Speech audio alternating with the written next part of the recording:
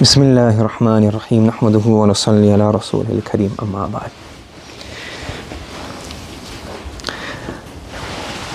So, after my mom passed away, I thought, oh no, everyone's going to ask me, what's your mom's khas amal? And I'm going to think, oh, what do I say?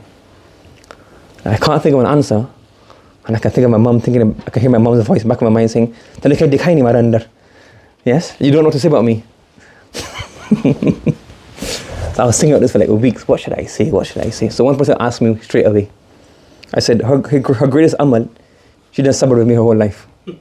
That's the greatest amal. She's done sabr with me her whole life.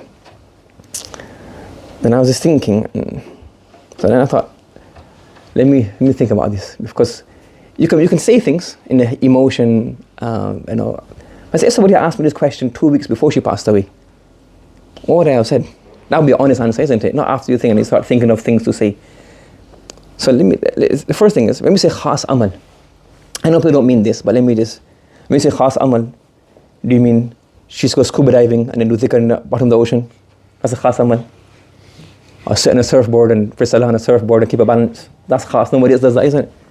I know people don't mean that. But what I'm trying to say is, there is no khas amal. Meaning, in the whole, if you do a khas amal, it's a bid'ah. All the a'mal are am. All the a'mal is ibadat. Salah. Yes? Zakah, Hajj, Tilawah, Dhikr, Tasbih, Tahmeed, Tahleel. Then there's ibadat, which are not direct ibadat, but ibadat via, meaning you serve the people or the community. You help the poor, you help the needy, you make somebody happy, you help them out, you assist them. Or you help the community in the whole, masjid, something else. So that's am. Like the Prophet has told us everything that we could do. So I know they don't mean this question, but if you look at it, there is no khas amal. Like no person can do an amal which is beyond anybody's knowledge. Do you understand? What it is that maybe you are probably asking, does one particular amal stand out?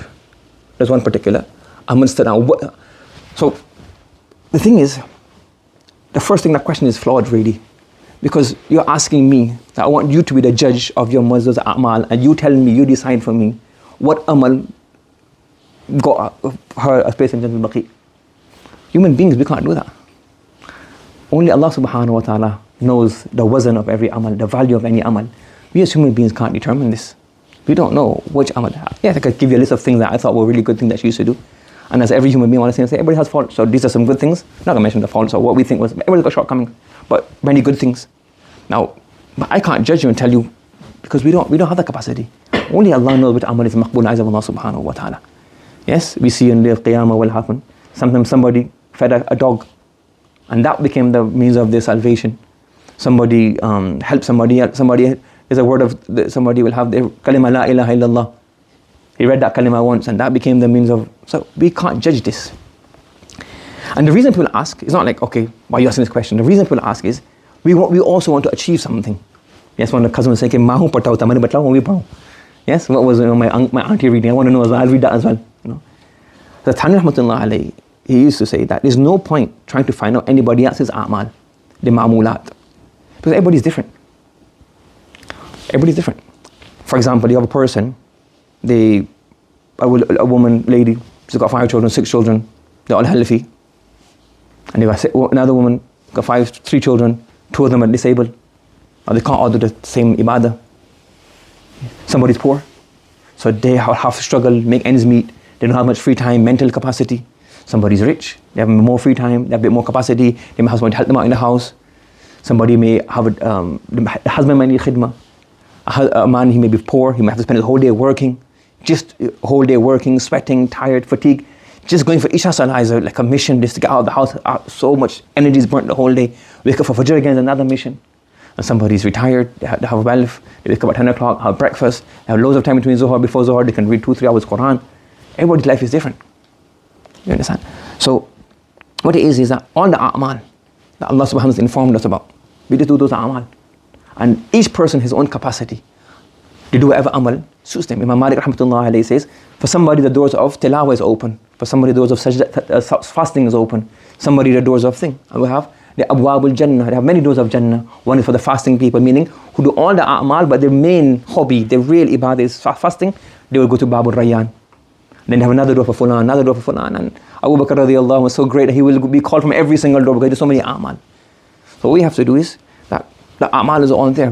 But the thing that brings quality is your ikhlas, your sincerity, the condition of your heart. Only Allah knows this. So what every person strive to do is think that, we don't know which amal is maqbool in Allah. So we hope there's many amal maqbool in Allah.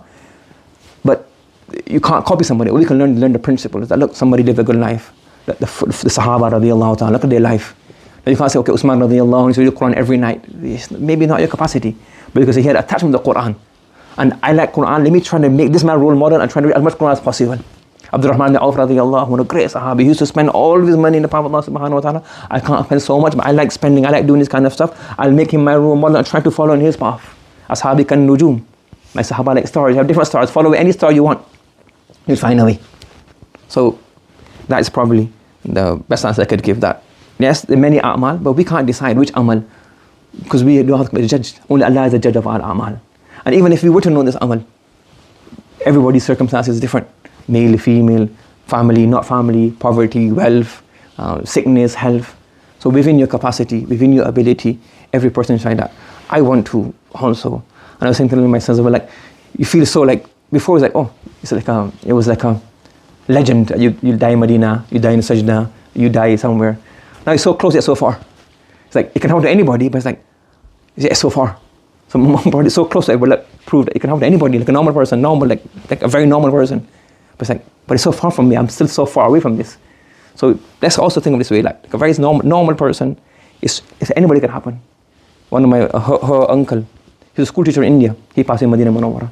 Here Maulana Amin, he was telling me as well at the bookshop, that his mom his mom, normal lady, she finished Hajj in Medina Munawwara, finished Hajj, she went to the airport from Medina, flying out.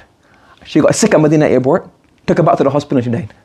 She was leaving Medina Munawwara, but Allah had taqdeer written for her. She went back to the hospital, died, and she buried in Baqi. One of her appas, her dada, she's also buried there. So he's also buried there. So if anybody can there. So it's for everybody. So we're not getting in the dunya, but let's make it that I have a life, and the life that I have, let me try to do a'mal of sincerity, ikhlas, with ihtisab, hope of reward, in whichever capacity is. It can be meaning spending time with Allah subhanahu wa ta'ala, it can mean lots of tilawah, it can mean lots of salat al-nabi, it can mean lots of helping the people, it can be serving your family, depending on whatever circumstance Allah has put you in, use that circumstance to make that your way to Jannah. So may Allah subhanahu wa ta'ala give us all the ability to act upon this. Subhanallah wa bihamdihi, subhanakallahumma wa bihamdika, wa nashhadu an la ilaha illa anta, wa nastaghfiruka wa natubu ilayk.